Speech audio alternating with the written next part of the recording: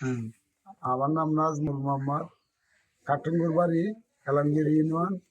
পপির আমি একজন সদস্য। পপির থেকে টাকা পয়সা নিয়ে আমার গরু অল্প ছিল, বাদে ঋণ নিয়ে আমি গরু পালতাছি, পাইলে ওই মানে ভালো লাভবান হইতেছি। ওই কামার আমার বড় হয়েছে। হ্যাঁ, হ্যাঁ, আমার ওই 30-35টা গরু হয়েছে।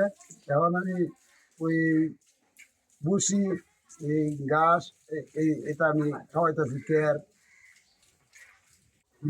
বর্তমানে আমি একজন কামারি, মানে সবগুলোতে হয়েছি, মানে এই প্রফিট থেকে না আনিয়ে। হ্যাঁ, এখন আমি খুব লাভবান।